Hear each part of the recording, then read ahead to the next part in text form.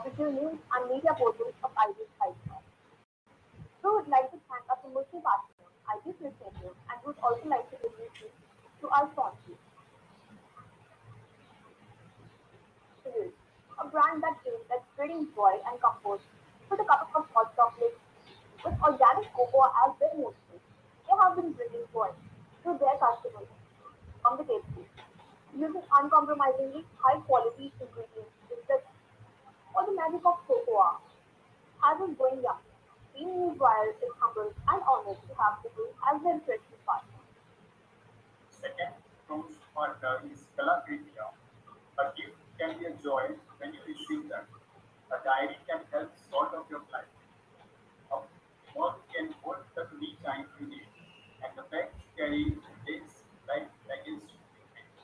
Team Newswire is humble and honored to have Calabria as our gifting partner. Interview. The smell of coffee in the morning has us in it, especially when it comes straight from the estate. With so many different flavors to drink, a freshly brewed can be your happiness. Team Newswire is humbled and honored to have chosen you as the beverage partner. Universal pride. They say empowerment and upliftment is needed to thrive, especially for tribal art and culture. They sell organic food and beautiful handicraft made by the efforts of tribal communities. So let us take a page with them to stand together, grow together, and always be better together. Team Inspire is humbled and honored to have Universal Tribe as our health and nutrition partner. Be there. Be it Superman, Spider-Man, Iron Man, or Wonder Woman. If you are bored with basics, we'll tell you where to go. For these are comfy for sitting at home when online classes start taking a toll. Head over and order your favorite t-shirt with the design you wish to have. Team Newswire is humbled and honored to have Beware as our merchandise partner. Also, do not forget to follow our sponsors on their Instagram handle. The link for the same has been shared in the chat box. Now, let's watch a small video by our registration partner, Vijay.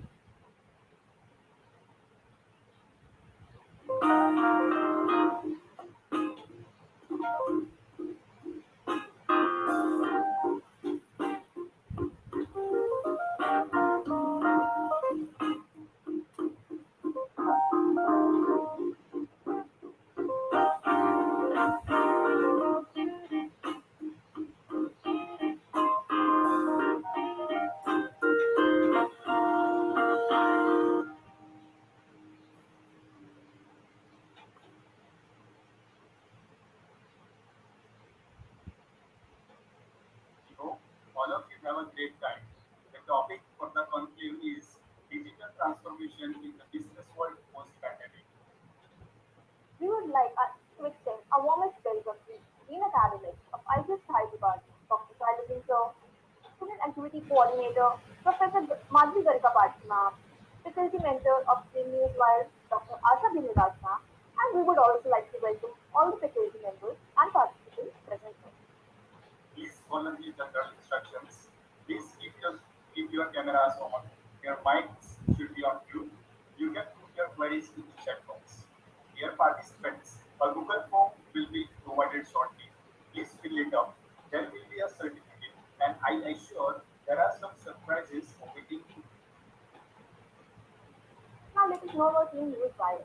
Team Newswire is the official news and media portal of IBIS Hyderabad that works towards keeping its readers updated with you from all around the world, along with events happening around the premises. With our events, conclaves, and panel discussions, we bring practical knowledge to our community about corporate life through taboo topics and events like civil libraries. E-Newswire provides the opportunity to the students of IBS Hyderabad to refashion their erudite ideology towards the corporate culture by encouraging versatility in the domain to achieve a broader perspective on the corporate culture. The guests joining us for the evening is Mr. Prashant Kangesar, and he will be giving us a plan on the topic digital transformation in the business world post-pandemic.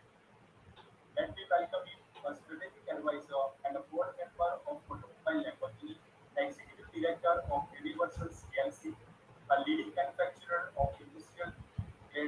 solutions for the mining and metals industry, experienced in enterprise and data center server Microsoft Exchange and backup vendor management, provided leadership across multiple teams from an array of disciplines in support of strategic business objectives and initiatives.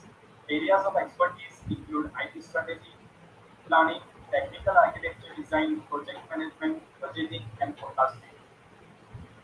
Now I would like to hand over the stage to our guest to take our audience through an insightful journey of digital transformation in the business world post-pandemic.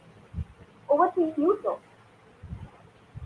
Hi, good evening, everybody. Can you hear me all? Yes, Yes, sir. sir, available. Okay. I think there is some confusion, Rakshit, while introducing. I'm not an IT guy. I think some confusion in the profile. I'm purely a sales marketing and a business head profile. Let me give you my brief profile before I start. But before that, Aman and Shivika, what is the audience? I mean, we have all students here, Yes, sir. All the and students. which year students are these? So MBA first. MBA first year, Yes, full time MBA. yes. Okay. Okay. My introduction, I'll give you Prashant Pandit as Sudhika introduced me. And I am a basic science graduate with chemistry as major, and I did my MBA. Those days, MMS, Master of Management Studies. There were only 7 colleges when I did MMS from Bombay University. So Somaya was, I think, among the top 3 those days. So I did my MMS in 92 with specialization in marketing. And after that, 92 till 2011, so almost 19 years of corporate life, uh, where I joined my career with Low Class. Those days, the name was Low Class, now it is VIP company with almost 85% market share. I joined them as a management trainee and then took over as area sales executive. And after 19 years, I joined the same company as a CEO. So probably that is something I always aim for, a company with thorough professional systems, excellent branding image in the market with market leadership. One ethics I have followed in my life, since I was always handling the business part, is I never joined competition. I joined luggage industry. After that, I went into cosmetics. I was regional head for Oriflame. Then MetLife Insurance, which is one of the toughest domain I have worked in. I was handling agency sales for West again. Then one of the biggest turnaround came in my life was with Triumph. Triumph, a German lingerie brand. A man heading a lingerie brand was probably unknown in Indian market those days. So that was one of the challenging assignments I had. And when I joined this company, we were doing a turnover of roughly around 13 crores to be precise. This was in the year 2005, December I joined. And when I left this company 2006-11, I was country head for sales and marketing and operations. Our turnover was around 208 crores.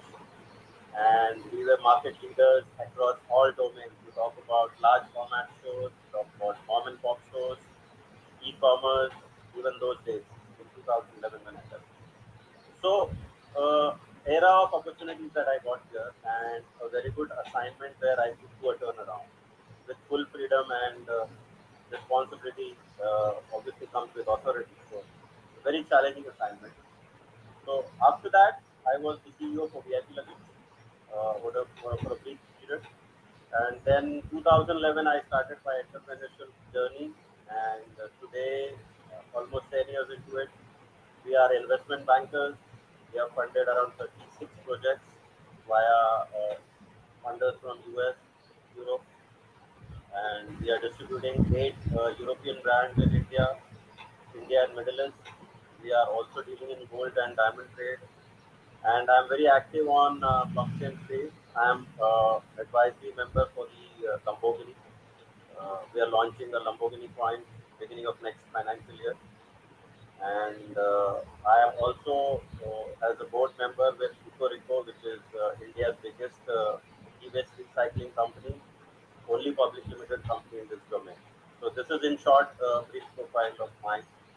only advice to you young students is uh, market potential is huge. There are a lot of opportunities, but you have your own standards, how you want to be in life. Having a goal, in our days, we used to have a goal that at the age of 35, I should be a CA. And that's how we used to plan our career. But now, obviously, the goalposts have changed. People have different aspirations. Sometimes money takes the power seat. Sometimes you think about a role. So have a clear-cut goal and start working towards it. And have patience. Nothing comes easy. Nothing comes fast. Okay, let's start the presentation. Who's managing these slides? Shrika? You or Rakshit? Rakshit. Okay, Rakshit. Yeah. So my topic today is digital transformation post-pandemic. Now, this topic obviously I selected on my own because the last couple of months we have everybody is talking about how the digital transformation has happened in India and how we are advanced. So let's discuss this more in detail. Yeah, that's it next.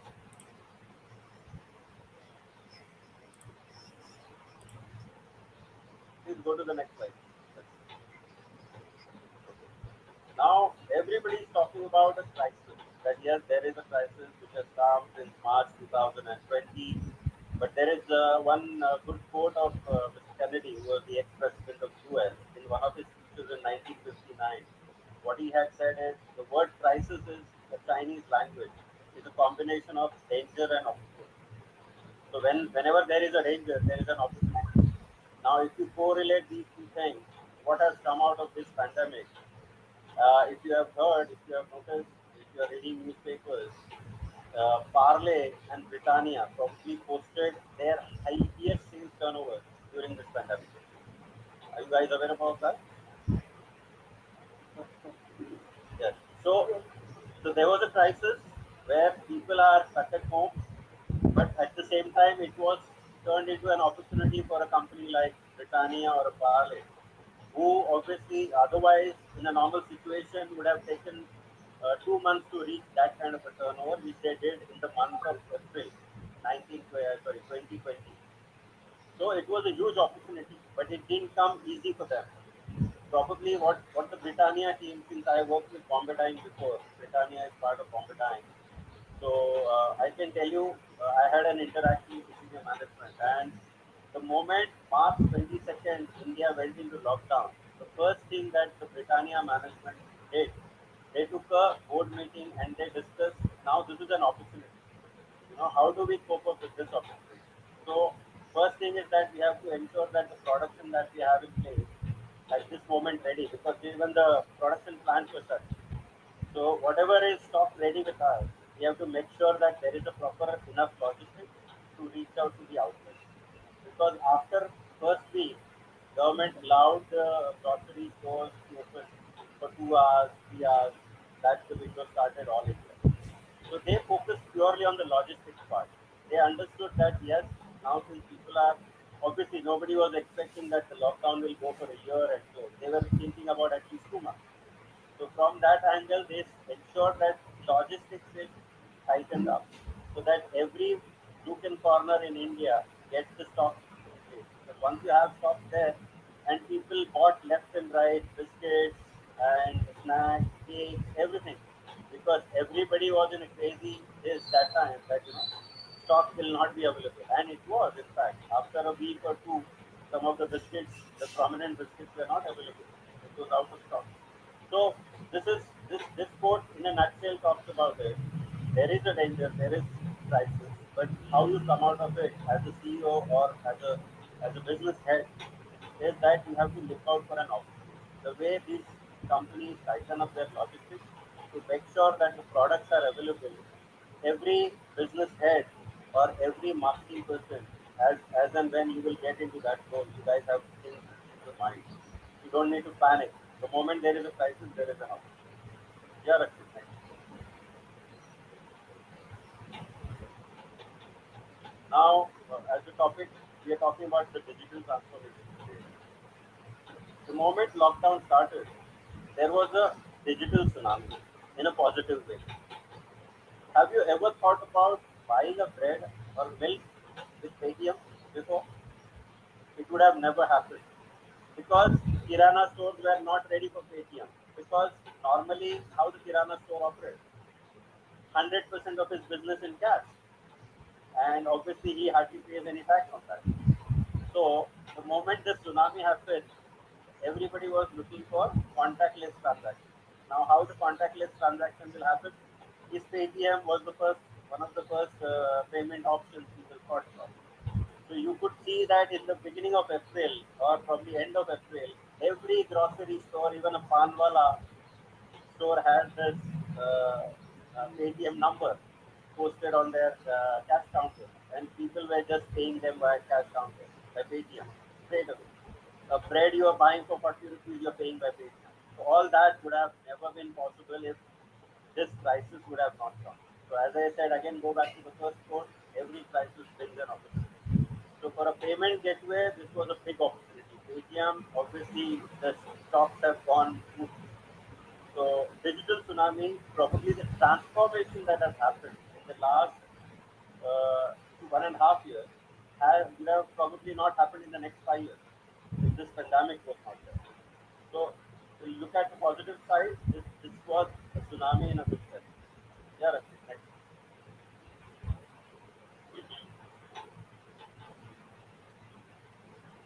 Shortest distance between the end consumer. Thank you. Now here, because of transformation, as I said, ATM, uh, grocery stores. For example, again, if I talk about DMart, again one example comes to mind is DMart is probably one of the success stories in this pandemic, where you are not getting their appointment to deliver the stock. That was the situation probably till 2 months back. Now I think it is very much in order. So imagine somebody would have never thought about going to a store and placing an order online for groceries. Today that has happened, but along with that, today we are doing our entire monthly shopping on DMart or Big Basket or any other relevant stores like that. So all that has happened, and what has happened in a way is that a brand owner, like say DMart for example, and end consumer like human being, there were many channels, multiple channels in between. We used to buy through their stores, sometimes through their different counters. But today, what has happened is because of this digital foray, we are straight away getting in touch with DMart. And you know what is the direct repercussion of that? Is obviously you are getting the products cheaper because the rentals that a store has to pay to manage that kind of infrastructure, plus the staff that they have to manage a store. And just for your information, DMart has done 37% of their total transaction online during the peak pandemic. So imagine 37% of your revenue coming in without any cost, without any fixed cost. No rentals, no staff salary, for example. Yes, logistics, yes, paid it, but that was outsourced. So it was purely based on uh, the revenue that you are getting. So profitability again has gone up, and obviously that you can see today the stocks of DMart and Mr. Kamania is one of the richest person in India, in Asia for that matter.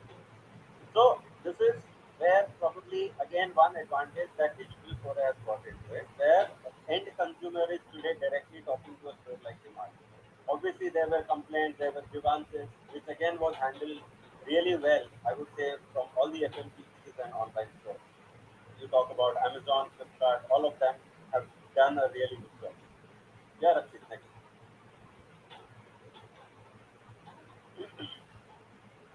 Least friction for a consumer. Now, as I said, the new big channels have gone. So companies like, again, another example that I'll give is MedLife. MedLife come into online transactions here, and they started giving, if I'm right, 22% discount on medicines. Your local medicine stores were giving 10% unofficially on cash. MetLife started with 22%, and I think later they switched on to 20%. Obviously, there was an order value linked to it, but then again, this is something was never expected in medical fraternity. Nobody was ever talking about discounts before this 10% which happened in last 3 years. So obviously there are not much margins also. The pharmacy stores that they work on, some of the medicines obviously don't have that kind of margins, 20% and all, because the top pharma companies don't give us that kind of margins. But there was again a revelation where the friction between the consumer and the channel has gone totally. Here, whatever you want, straight away you just put a prescription and straight away the order is delivered within 24 hours or same day, sometimes at your doorstep. So again, a direct interaction which is resulted into higher discount for the consumer. So in the end, consumer was beneficial. Yeah, Rakshit, next.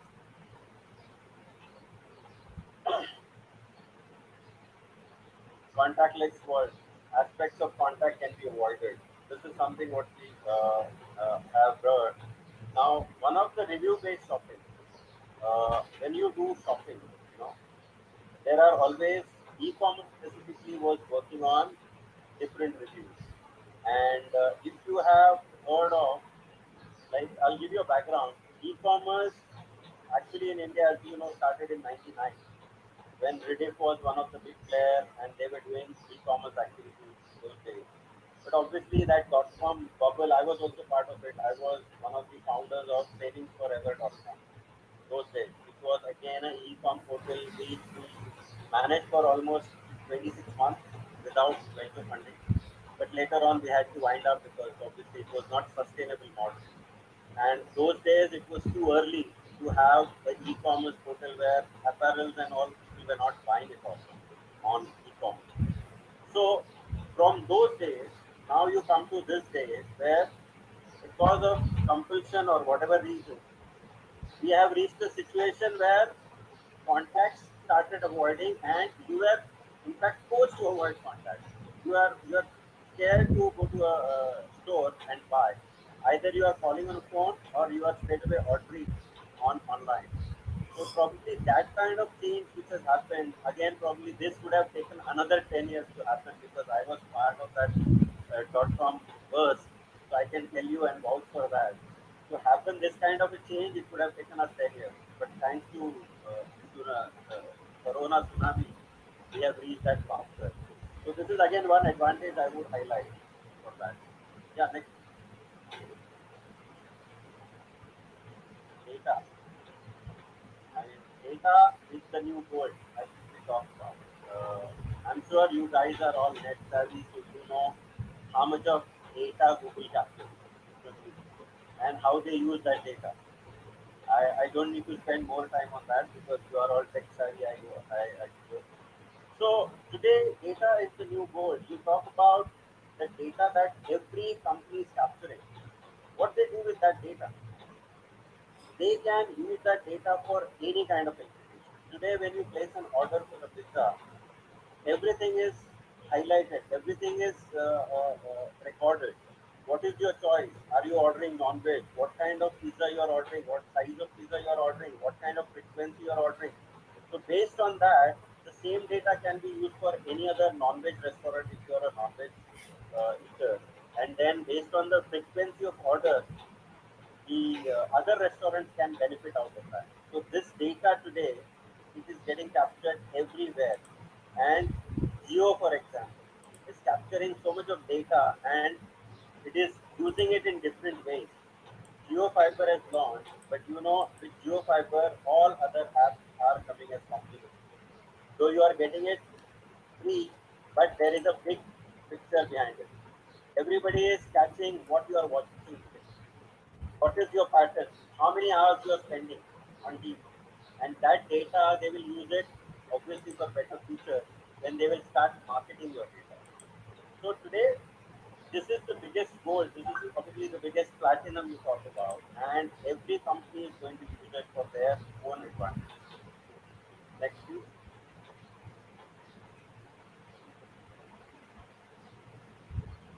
Work from home. Now, the moment this concept started, just to highlight again, as I told you, Torico is one of the public limited e-waste recycling companies, and there I'm a director.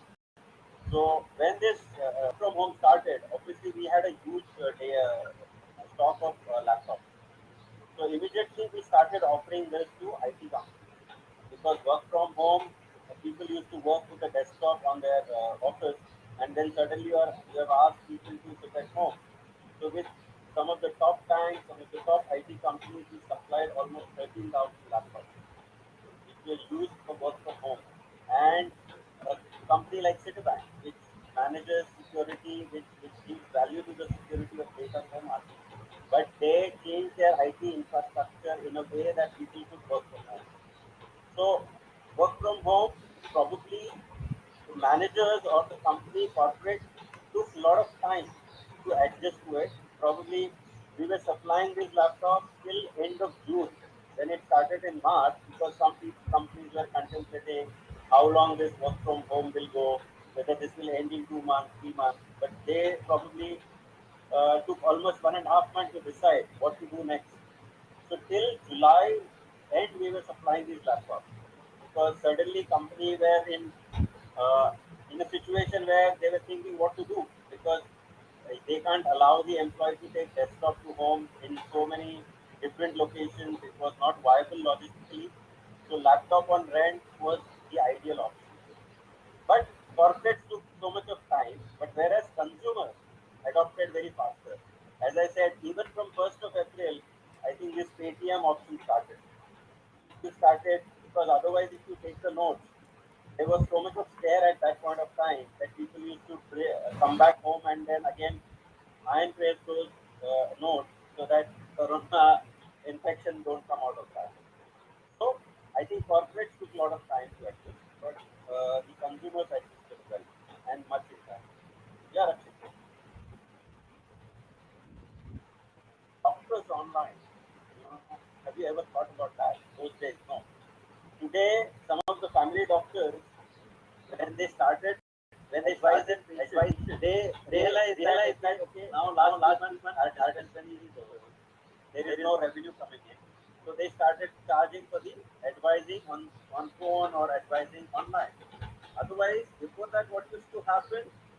They used to purely advise you medicines in emergency on WhatsApp or on a phone. But then that took into a new profession. They said, no, no, you need to take a Zoom appointment with my secretary. And there were certain appointments allotted to by the doctors. So this started happening, I think, probably from beginning of May. And this is still continuing. Some of the doctors obviously are going now half a day to the clinic and half a day they do online advising. But again, this is something which was never thought about. Groceries, hotels, so much of orders that we have started because we were not able to visit restaurants, so birthday celebrations and all that started happening online. So this is something again, the acceleration has purely happened only because of pandemic. So this is again one of the positive sides that we talked about. Yeah, Rakshit. Changes in office setup. You know, this is just a picture that I'm trying to show you how East India has set up an office in 1823 and today's situation. Just to give name few companies, Aditya Birla Group. 50% of the top management have started visiting office now, even now, till last month, September I'm talking about, 15 days a month. And they have allowed the liberty to their team based on the requirements, they can come as and when they want. Companies like Deloitte have allowed the employees till December to work from home. Only the top management banks have, I think, come back to normal 70%. But otherwise, we are still adjusting with work from home. Now, what has impacted a company like WeWork, which was working with a rental office or where you can have even a hot desk? Probably these companies suffered a lot in these 7 8 months because work from home is a new option that has come out. Today, even if you don't have an office, if you are a startup, probably you don't need to go to WeWork and set up because work from home is working effectively. Today, so many deals, in fact, $1 billion worth of deals have been closed online. Geo channelized how much? 1,52,000 crores of funding during the peak of pandemic, April, May of last 2020. So all that happened online, purely on phone, where people were not able to meet. And obviously, the person behind it is Mr. Manoj Modi, who's the right hand of Mukesh Ambani. So otherwise, you would have ever thought about any company would invest at that tune 1,52,000 crores in a company without meeting anything. So all that could happen, in this. So there are some advantages that are happening work from home. Obviously, rising rents. Today, the kind of rentals that you pay, even in a retail store or BKC, the rentals are too high. You're paying 10,000 to 50,000 per square feet based on the location in BKC that you're working. So companies are saving on rent today because of work. Then traffic congestion. If you are in a city like Delhi, Bombay, Bangalore, you know how much travel time you have to go to your office. At least 2 hours one way sometimes. So 4 hours every day. So you don't have to get stuck in the traffic. Then IT tools. As I said, Citibank was one example where one of my colleagues is working. And today you can operate from home despite so many security concerns because they have adopted as per the situation. Then smartphone use and faster networks. These have again channelized what we say is today Reliance Jio is offering what speed 1000 Mbps. So this was never thought about before. So the internet speeds have gone up. Today you can do this kind of a Zoom call where there is no disturbance. People can hear me clearly, and I'm working at what? I'm working at 150 Mbps. So even this is more than enough for having this kind of conversation. So the scenario has totally changed. Probably we will reach into a scenario where now some of the IT companies have allowed their employees to go to their native place. Like somebody who was working in Bombay but he's a Keralite, so he has gone to Kerala and sitting there and working for last 3 hours, 3 months, and then again next 6 months he's going to sit there and work because company have already announced that okay till December you don't need to come to office. The only criteria is you should have a good internet speed. That's more than enough. So situation is again changing. This is again one positive which has come out of it. Real estate will be in big trouble because of that. But again they are working on some alternatives. Yes, sir. Next.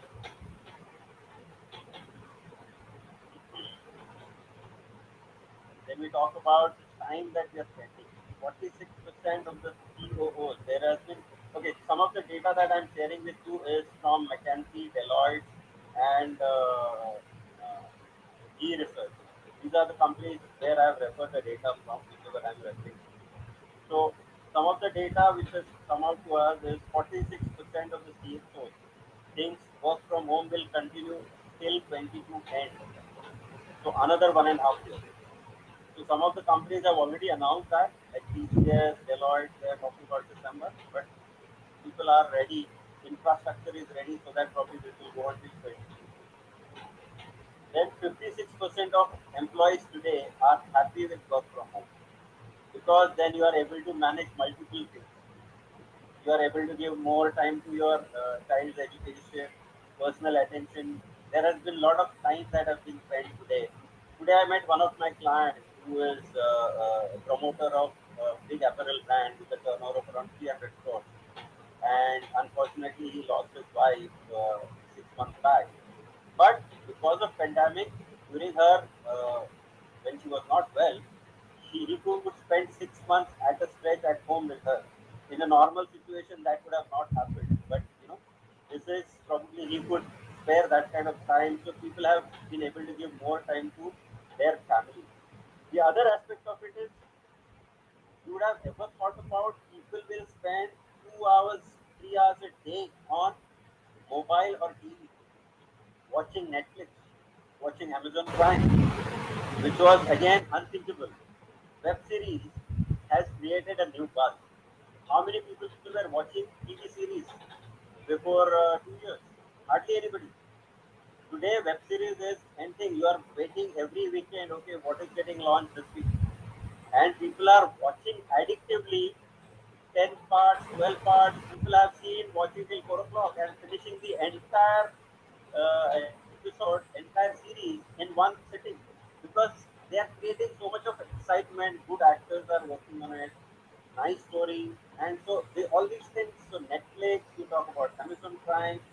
All this was not possible, not thinkable.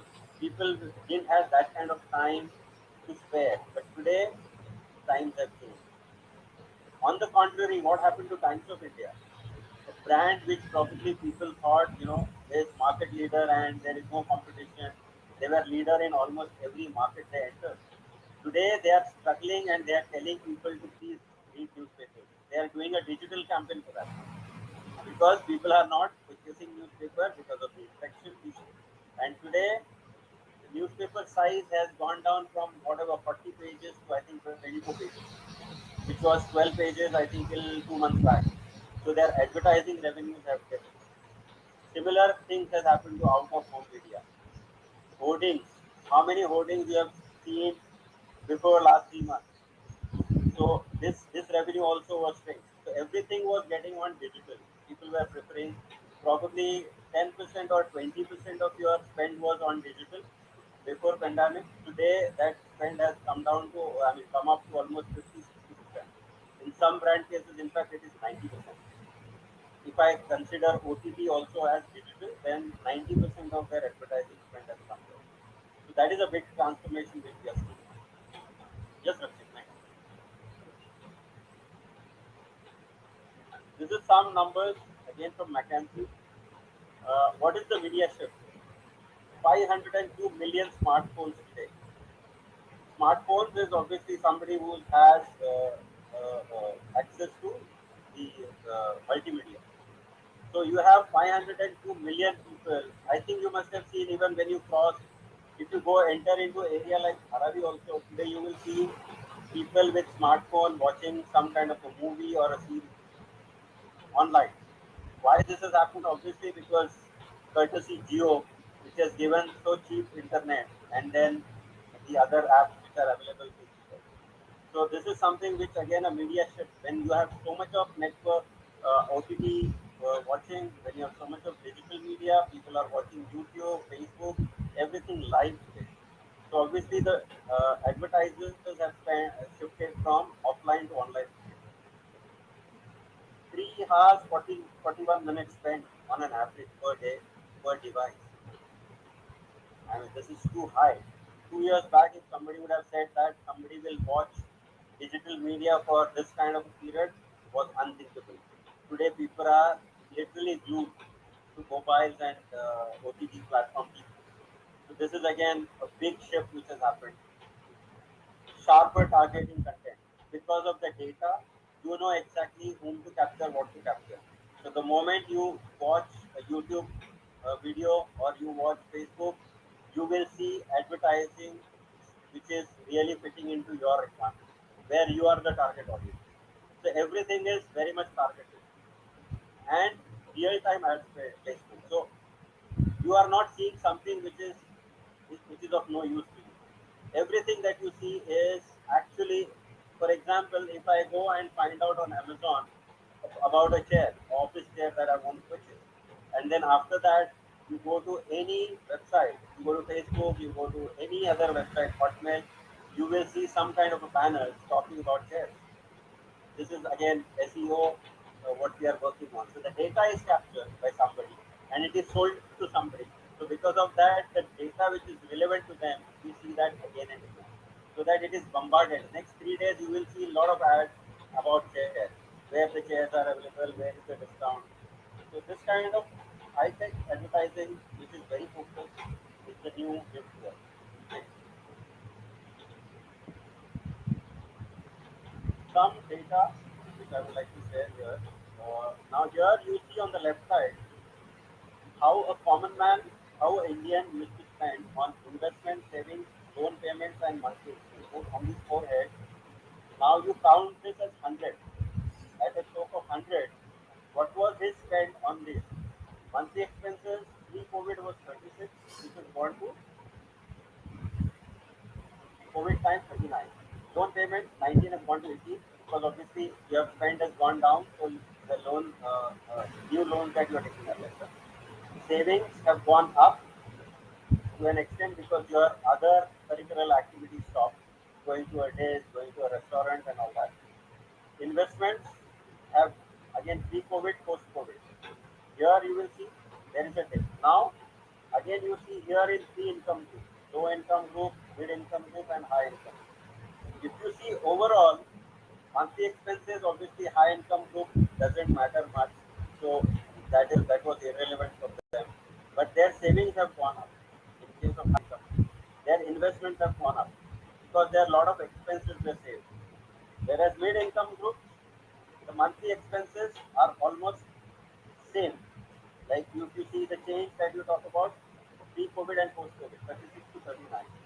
So overall, in a gist of it, people with lower income group, you will see that their focus was more on monthly expenses because you're sitting at home, so probably you're paying more for the cable charges, which was not there. You're paying for the OPT charges.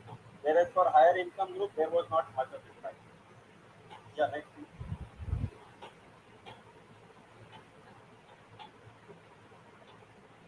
You're buying everything and anything online. Dishwashers.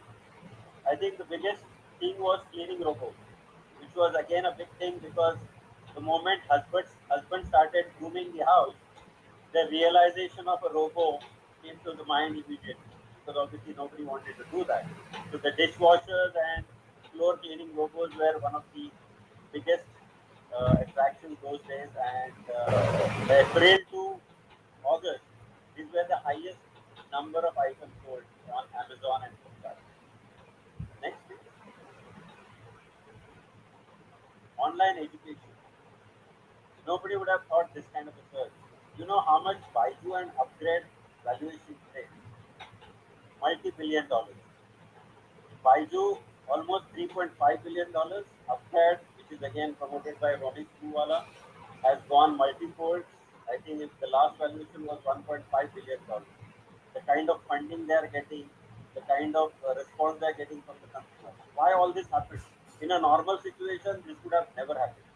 But because of pandemic, see the numbers here: 260 million students in India. Out of that, 52 million have gone online. Obviously, students from rural area, they still don't have access to online education. But when 260 out of that, 5.2, which is 5.2 crores in terms of crores figures, and 5G, which is now there in the cities, obviously because of that, it's a visibility. When it started, I think in the month of April and May, internet speed was a big problem. But I think from May end, bandwidth increased. All the telecom operators have gone for higher internet speed. And because of that, now we don't see any disturbance for online schools, for any online meetings.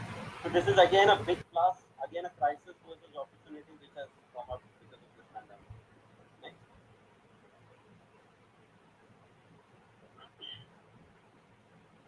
In the end, I would talk about some of the changes that we see. This is again from the all perspective. As an employee, you have to stay with your company right now and be useful because there are many companies. Tata Group, I must say that. Not a single company which what I've heard of. They have reduced the salaries. Not a single company from Tata Group.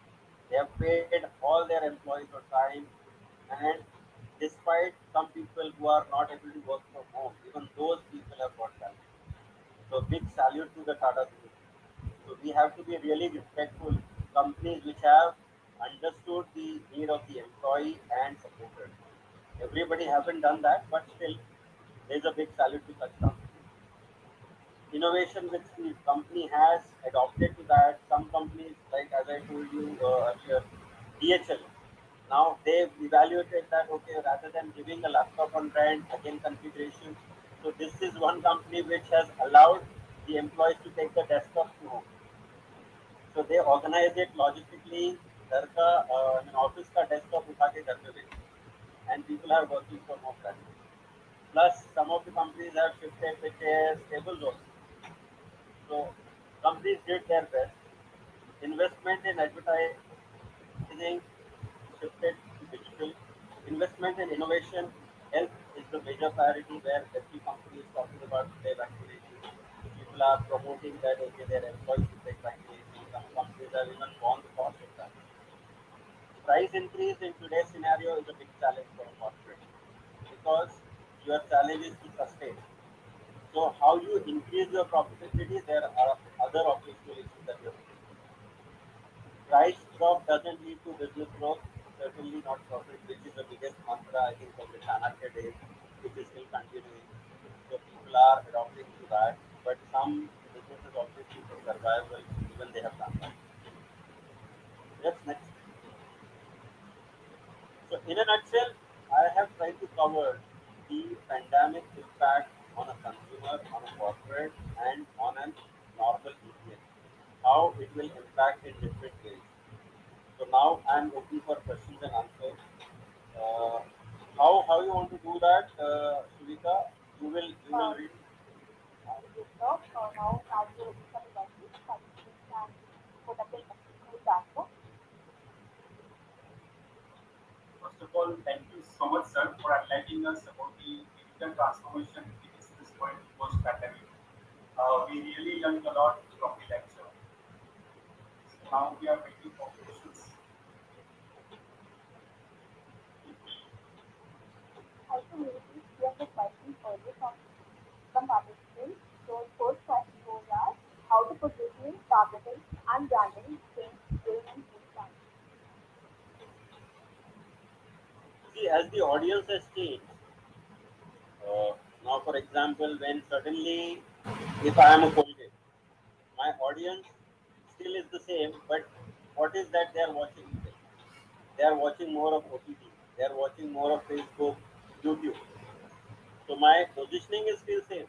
I'm still probably a mid-premium brand, but my target audience has changed. So my media has changed because of that. Positioning will not change because as a brand, Colgate, I have a certain positioning that will still remain the same. But my reach has changed via the media.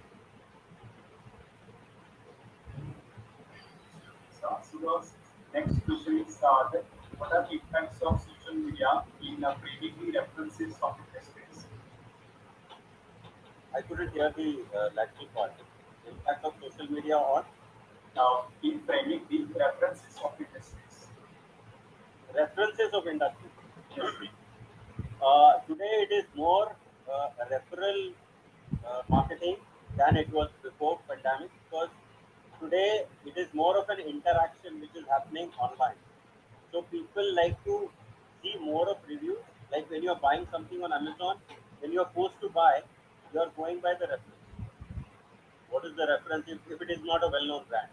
Obviously, if it is a Crocs, you don't need to check the reference because you know it's a quality brand. But if it is unknown brand, a private label, you're buying something which is probably a Bluetooth headset, which is you're getting at 2,000 rupees, then you will go through a lot of reviews and to make sure that you know the vendor selling is the right and the product is right.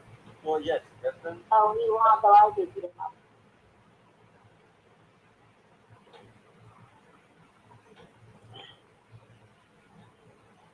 So next question we have is how digital marketing will transform like post pandemic era, like in this digital online right now. it is already transformed because now we are almost in 16th month of pandemic. So you already see a lot of brands have started spending up to 60% of their advertising spend on social media. So this change has happened from 5% to 60% in mostly the FMCG and consumer durables. But other brands are also adopting to it. Some of the traditional brands are taking a lot of time, but the shift has already started. So one is the media, second is how you pass on the message. So that approach has changed because of digital. Because the way you reach out to a news media and the way you reach out to digital. Digital is more of interactive. You can communicate in different ways rather than just looking at one picture on a Times of India, which was costing you 15 lakhs. Today, in 15 lakhs, you can do so much of promotion via video, and video obviously communicates better than a static picture. So the approach has changed that. Uh, the next question is will technology take over our jobs in the future? Which technology? Will technology over our jobs in the future? Not at all. See, even when computers were launched in '92, people thought, oh, now the people will be jobless. But this is always complementing each other. Technology will never replace. In fact, the moment technology comes in, you will have some other ability to do it in a better way. If the robo has come to clean your house, don't you think? I mean, it's not that the sweepers or your homemaids will lose the job. No, because who can afford robots? There is certain class of people who can afford. So obviously, in that, uh, robo is costing how much? Roughly 40 to 50,000 today. So obviously, somebody is using that who already has a maid. So this is kind of a supporting system for your existing maid where you're trying to give her a more comfort so that she is retained. So technology will always help you. That's my viewpoint. It will not replace the job.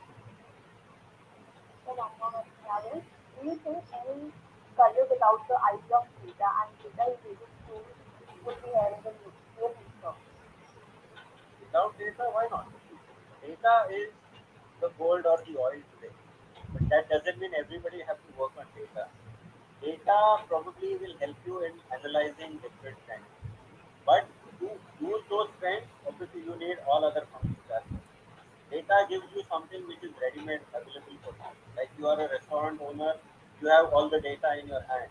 Where should I target my advertising? Whom should I communicate to? How should I communicate to? But then you know exactly who, but how, when, all that you still need to fix. So everything complements each other. It's not that one thing will replace the other. So, so the next question is how banking sector changes into digitalization. How? How banking sector changes with digitalization. Which sector? Banking sector. Banking sector. Banking sector has already changed. In fact, if you guys are active in crypto, Ripple is already been used as a technology for money transfer by Standard Chartered, Bank of America, and BNP Paribas internationally. So banks have already started adopting. Today, when you do an international money transfer, it takes 24 to 48 hours to reflect the money in the foreign account. But if you use a technology which is blockchain driven, probably it would happen in 30 minutes. So banking has already started adopting various technologies whereby the security concerns are taken care of as well as the effectivity of the tools are also kept in mind. In fact, one of the industry which is already in advanced stage. Sir, there are more questions, but due to time constraints, we are limiting it to this only. Dear participants, Google form will be provided shortly. Please fill it up. There will be a certificate, and I assure there are some surprises already. Experience propose a vote of thanks to our esteemed guest, Mr. Prashant Pandit Saw, along with an ever-enthusiastic audience. On behalf of Team Newswire, we thank you, sir, for gracing us with your presence. Your experience and knowledge have given us some major insights into the era of digitalized business world post-pandemic. We would also like to thank our sponsors who are typical as our refreshment partner, Kala Vidya as our gifting partner, Filter Beans as our beverage partner, Universal Tribe as our health and nutrition partner, BBR as our merchandise partner. Also, we are giving a huge thanks to Dean Academics of IBS Hyderabad, Dr. Saidabin Sir, Professor Madhu Velkapati Ma'am, who is our Chief Activity Coordinator, and Facility Mentor of Team Newswire, Dr. Asha Binivas Ma'am, for their constant guidance and support. We would also like to thank our promotional partners, IBS Messenger, which ensures that our work reaches every single of IBS Hyderabad. And also extend our thanks to the entire team for making this session a successful one. Request all participants to stay put as we'll be moving to our next session for the evening. Now I, Akshay, and my co-host Devika. will hand over the stage to Shilpa Samanta and Pawan Nanda Kumar. Guys, stage is Thank you. all yours. Thank you, team. Thanks a lot. Wish you all the best. Thank Thank you you so much, for sir. all your insights.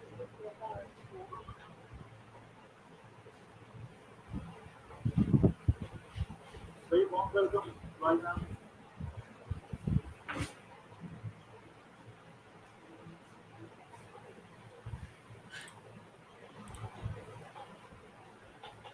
evening, everyone. In words of Audrey Hepburn, nothing is impossible. The word itself says, I am possible. A very warm welcome to one and all.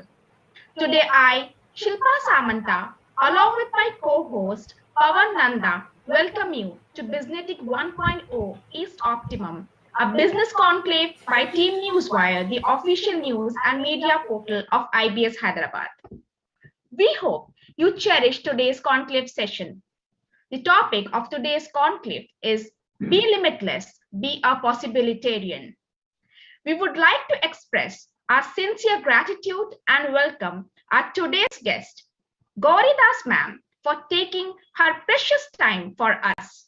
We would like to thank our Dean Academics of IBS Hyderabad, Dr. Shailajan sir, our Student Activities Coordinator, Professor Madhavi Garika Parthi ma'am, our faculty member, mentor of Team Newswire, Dr. Asha Binuraj ma'am.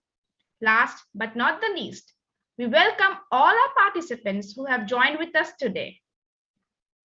Before we go further, we request everyone to follow the general instructions. Please keep your cameras on. Your mic should be on mute. You may use the chat box for any questions. Dear participants, a Google form will be provided shortly. Please fill it up. There will be a certificate, and I assure there are some surprises awaiting for you. Team Newswire is the official news and media portal of IBS Hyderabad that works towards keeping its readers updated with news from all around the world, along with events happening around the premises.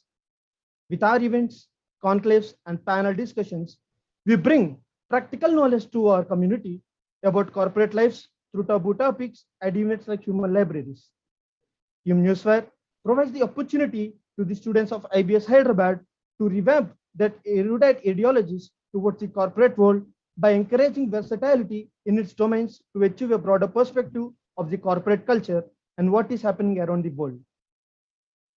Now, we would like to thank our promotional partner, IBS Messenger, and we would like to introduce our sponsors, Tigil, a brand that aims at spreading joy and comfort with a cup of hot chocolate.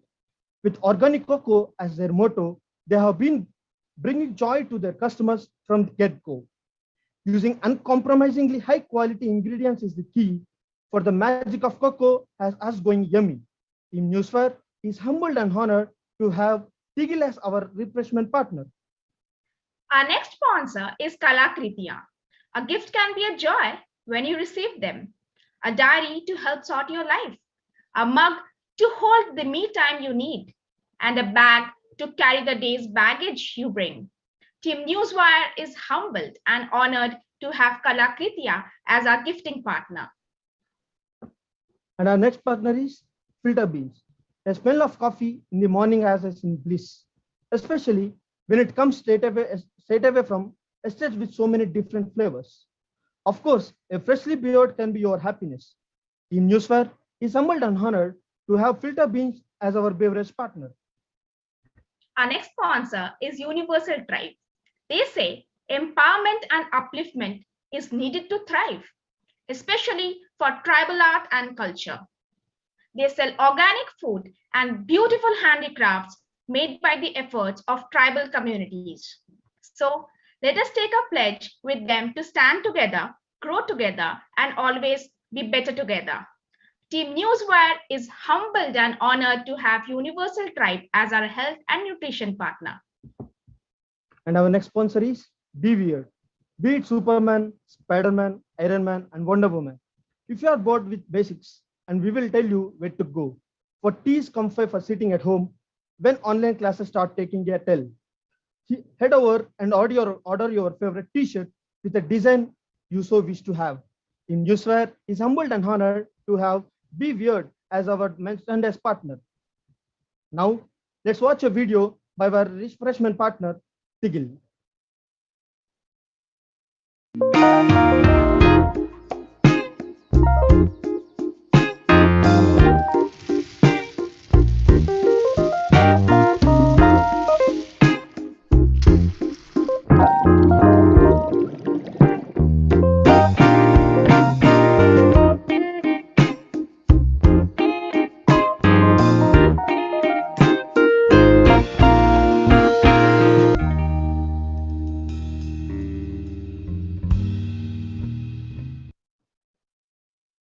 Also, guys, do not forget to follow our sponsors on social handles. The link for the same has been provided in the chat box.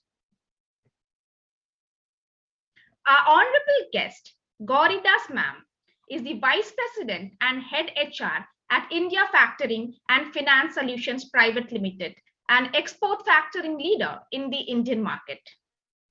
Her outstanding achievements like HR 100 Under 40 awardee, a TFI and Economic Times Young HR Leader Top 70, LinkedIn Person of the Year 2020, Vika Luminary Growth, CEO Recognition EOQ, and many more. The TEDx speaker herself has spoken in multiple national and international forums. She loves sharing knowledge bites and experiences on resilience, growth mindset, and self-compassion, along with motivation. She is the lead member of the Professional Speakers Association of India, Mumbai chapter PSAI. Hailing from the Tata Institute of Social Sciences, she has been mentoring students and professionals, supporting them through her talks and guidance on being future ready. Again, presenting a warm welcome to ma'am. We would like to hand over the platform to her. Ma'am, please. Thank you so much, Shilpa, and thank you so much, Pawan. And Aman, thank you so much for having me here. It's amazing to see the possibilities that you all have created. It's wonderful. And the hot chocolate, wow. So let's create some more possibilities, and we are going to have an interactive session. So keep your fingers ready to put into the chat box, right? So let's start. And here is my first question to you. What is 1 plus 1? You must be wondering, such a simple question, and I was talking about writing in the chat box and all. So let's have some responses. What is 1 plus 1 for you? And in the meanwhile, Shilpa, if you can confirm if you can see my PPT. Yes, ma'am, it's visible. Okay, so here is the question. And let's see, do we have any responses as yet? No. You don't know what's 1 plus 1? Okay, so it is 2. Anybody from Bollywood here? Anyone who loves Bollywood? Yes. So here comes the answer, 11. Yes. So thanks to Bollywood, we have 11. Otherwise, it's a pair. Yes. Otherwise, generally, 1 plus 1 is 2. So that's where the difference lies. Say, for example, you have come together with one of your sponsors, right? Now, the possibilities that you have created are not 2. So one Newswire and another one, the hot chocolate, it's not going to be 2, it's going to be infinite. So 1 plus 1 can be infinite. Now think of a chewing gum to which you will add another chewing gum, it would become 1 chewing gum. So 1 plus 1 would become 1. Now anybody into data and all of it here, they will say 1 plus 1 is 1 0 in binary. Right? So 1 plus 1 is 2, the first answer.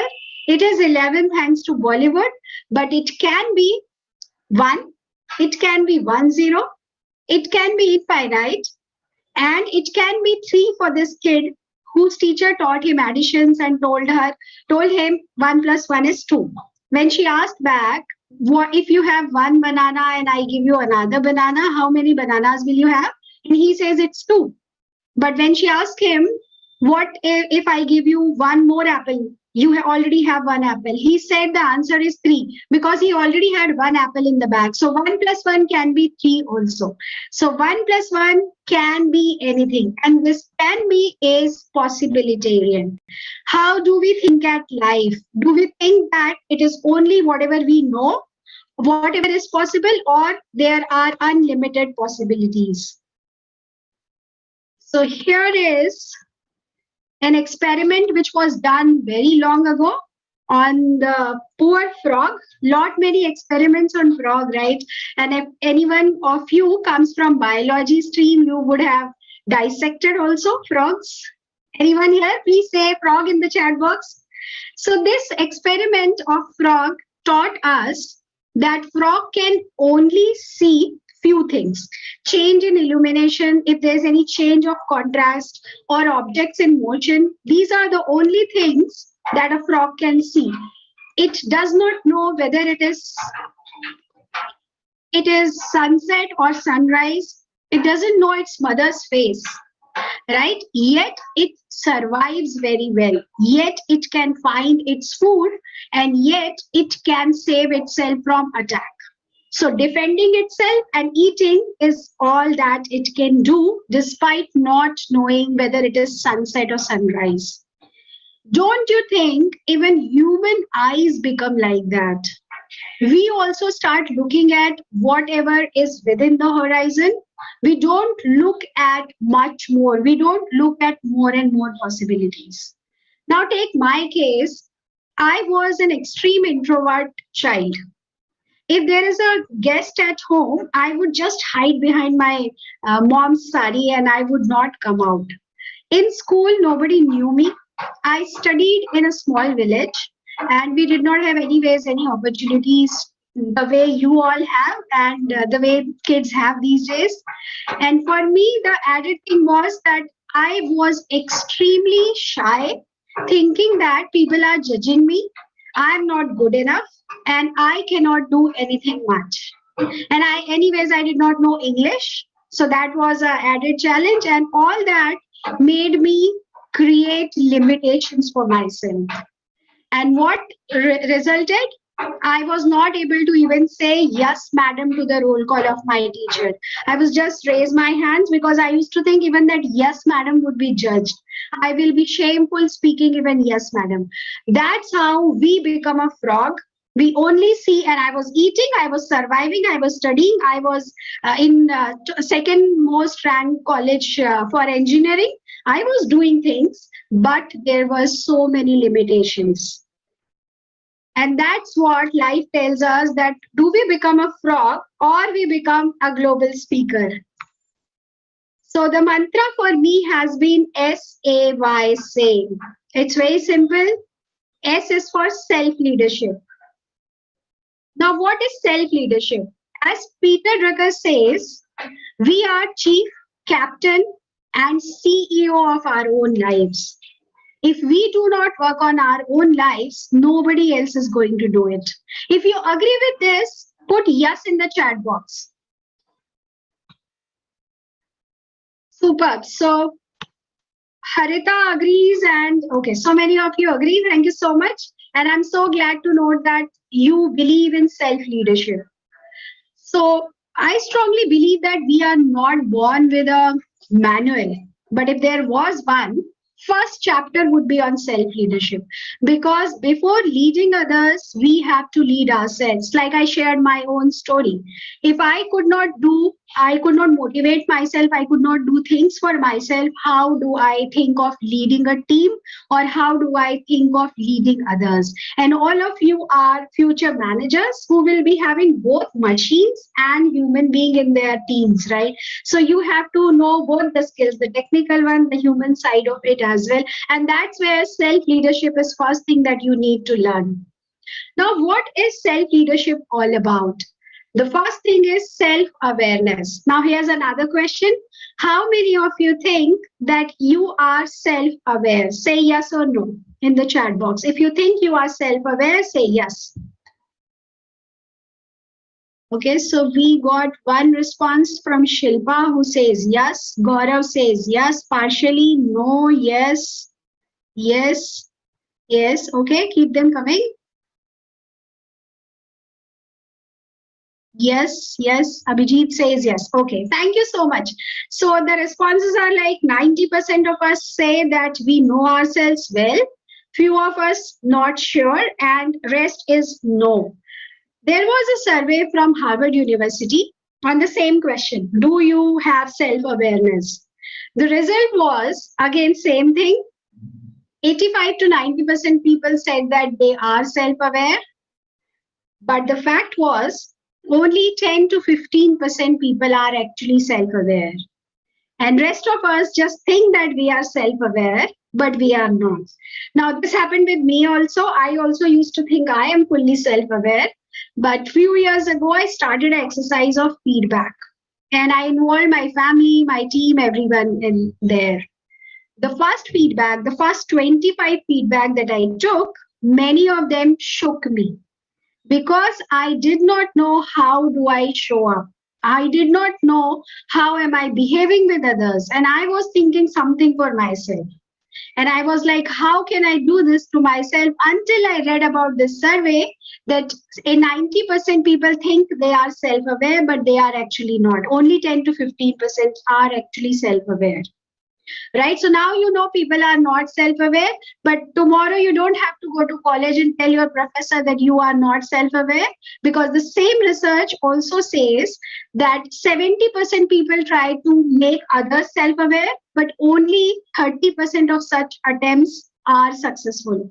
So if you try, the chances to change the other person is only 30%, and chances that it will backfire are 70%.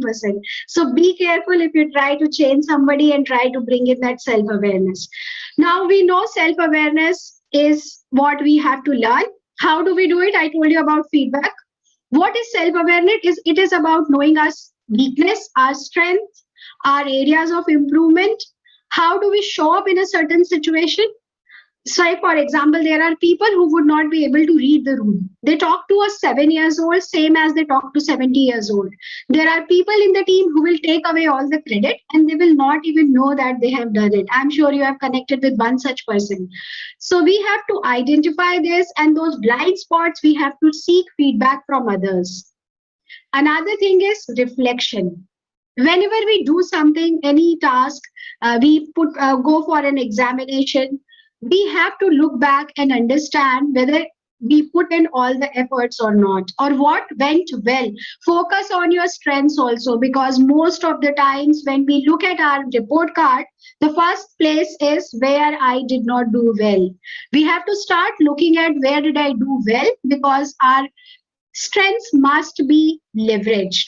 And that's where we have to change at looking at things. And we have to start from strength, leverage it, make weakness workable so that it does not become an impediment for you. So when you reflect, think about it, what can be done better? And I'll come back with an example of reflection. So this is self-awareness. How do we do it? Feedback. And second is self-reflection. Now, self-acceptance. Like I said, the moment I got to know that I had some shocking feedback, and one of it was from my daughter, who rated me for a particular thing only 3 from 1 to 10, 10 being highest. So it definitely shook me, and I started thinking that I am not good at it. I have not been a good mother, say for example, to her. But then we have to remember that nobody is perfect and life is a learning journey. I am not there as yet, but I will be able to make myself better. A year down the line, my rating improved from 3 to 7, and I'm very happy and proud about it, because we all can improve and there is no one who is perfect. So the moment you know about yourself, don't start hating yourself. This voice in our head which always tells us, I am not good enough, I can't do this, I am the worst person about this particular thing. Just keep that voice away and remember that nobody is perfect and life is a continuous learning journey. And third thing about self-leadership is self-growth. Now that we know ourselves, we have accepted ourselves wholeheartedly, and we are on path of learning, we have to focus on intrinsic or extrinsic locus of control. Now, what are these? Say, for example, your mom tells you to keep the garbage bag out so that the truck can carry it. Now, you put it at the right place and the driver still misses it and the bag remains there. Whose responsibility is it? Is it the truck driver's responsibility or the cleaner, or your responsibility? Say yes in the chat box if it is driver's responsibility.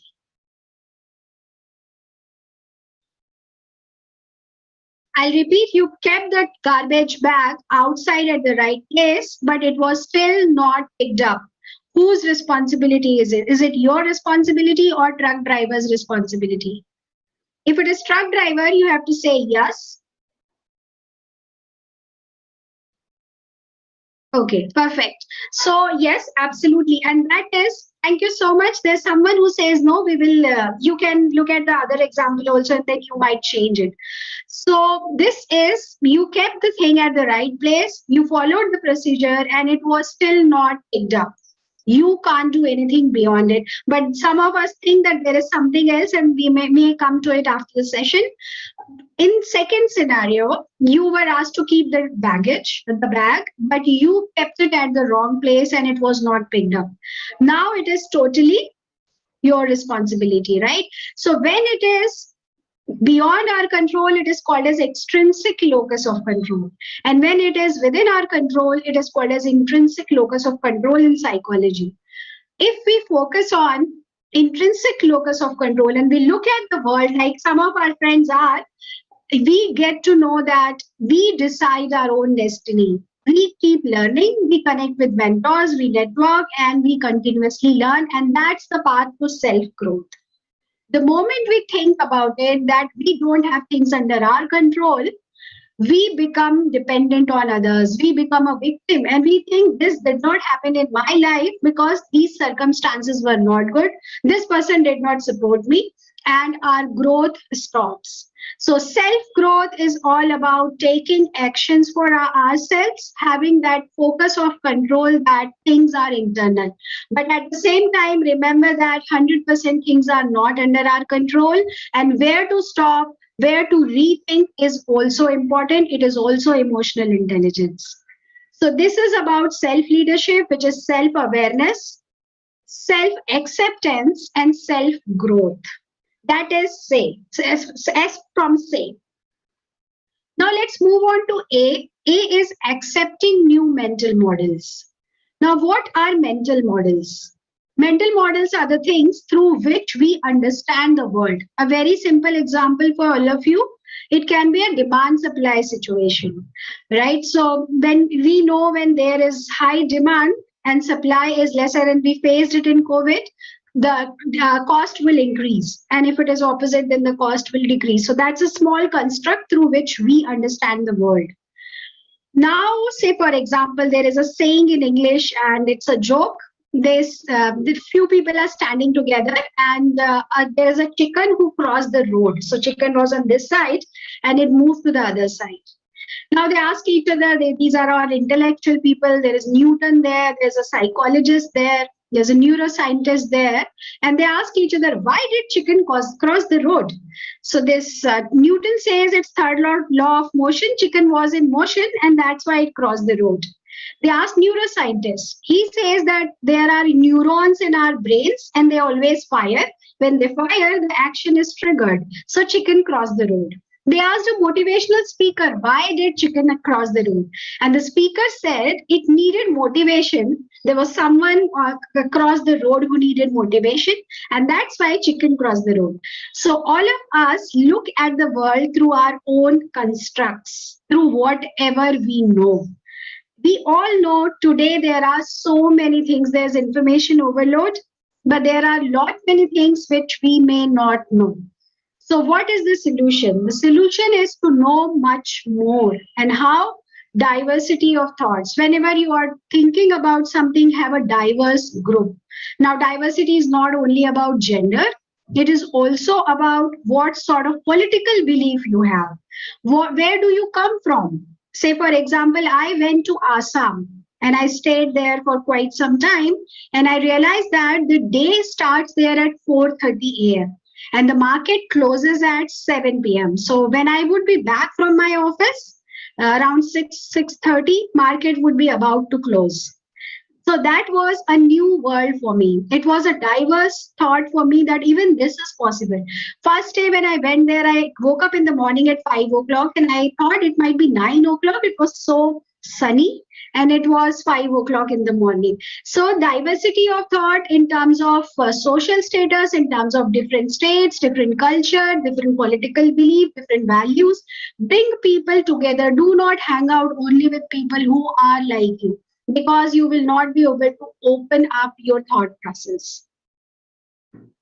Next is get out of your comfort zone. Now, what is comfort zone? Whatever we continue to do and we know things about it, we don't have to put in extra efforts. That is called as comfort zone. So there are three zones. There's a learning zone and then there is a growth zone. If we do not move from one zone to another, especially for you guys, it has become even more imperative. Why? Because we used to hire for a particular skill 3 years ago, but 3 years down the line, and it takes 2 years for your course to get over. 3 years down the line, that skill doesn't exist. The demand for that skill does not exist. So you knew those skills, you learned it during your 2 years course, but by the time there is placement, the skill is of no use.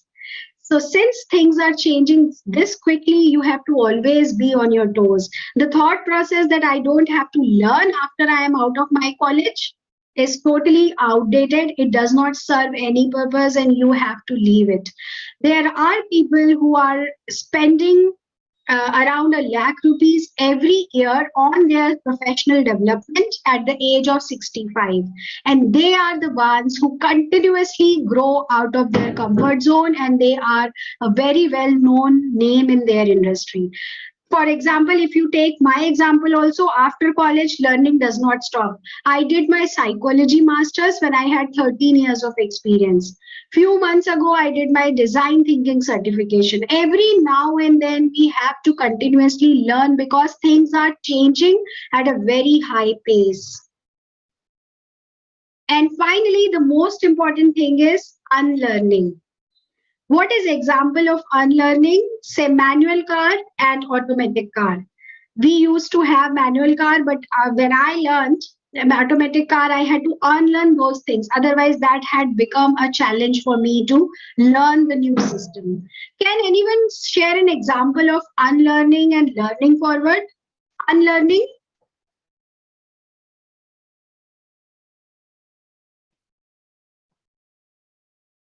Superb. Unlearn the grudges we hold. Thanks, Harita, for sharing this. Naman says removing unproductive habits. Absolutely. Unlearning on offline. Yes. And that was a very important step for all of you. Absolutely. Super. So, yes, this is how unlearning works. Unlearning, waking up late. Are you struggling with it? Okay. Thank you so much. Super. So we will talk about some habits and practices and it might be helpful for you. So unlearning starts from childhood and we don't notice it because we stop crawling and that's how we start walking, right? But at that age, we are not required to be told that we have to unlearn and we have to learn walking. But when we grow, we become so comfortable with our thought processes. And somebody said thought processes is very important because our beliefs stop us from moving forward.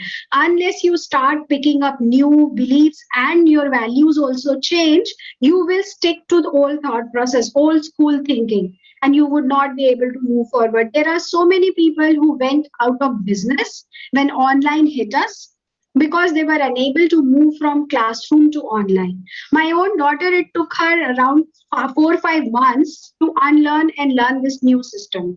And the first exam after this online learning, she did not do well. But slowly, the realization set in that this is where future lies, and she has to unlearn that and learn. So every moment, every day when you reflect, we talk about reflection. Think about it. Is there anything that is still old school and it is not serving you? Forget about it and bring in something new. So this is about accepting new models, which is a part of it. And finally, why? Power of yet. Now, this power of yet is, there is an example from a school in Chicago. When somebody does not pass a course, they give them a rating of not yet. Why do they give this rating of not yet? Because there is a difference between not yet and failure. When we say you failed, the process is over. When we say you are not yet there, the process is still going on, right? So we can always learn more and do better because we are on the journey. But when we say it's fail, it's end of it. So always keep this in your mind that you do not have to fail. You have to remember not yet.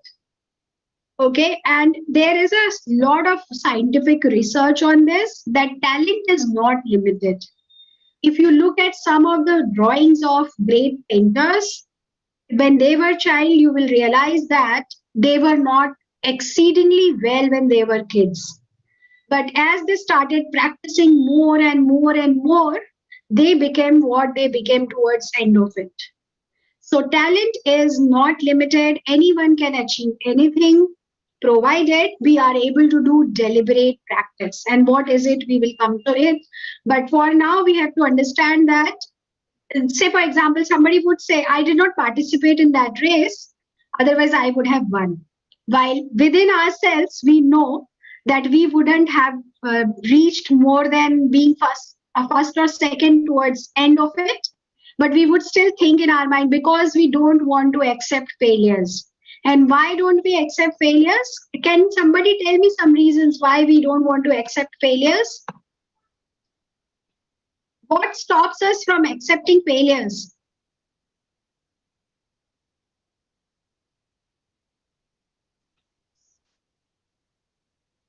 I am missing the chat box.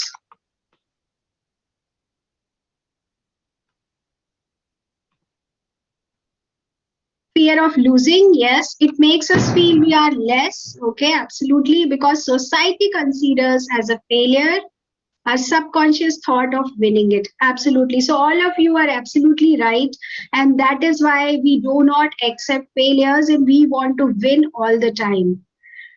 Now the question is, do we look at society or we look at ourselves? Where do we spend our energy? Do we spend our energy on looking smart? I did not participate in the race.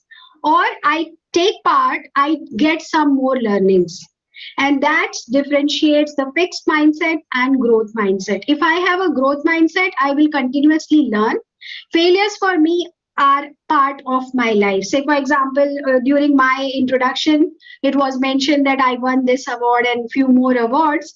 There were many which I could not win. I am 140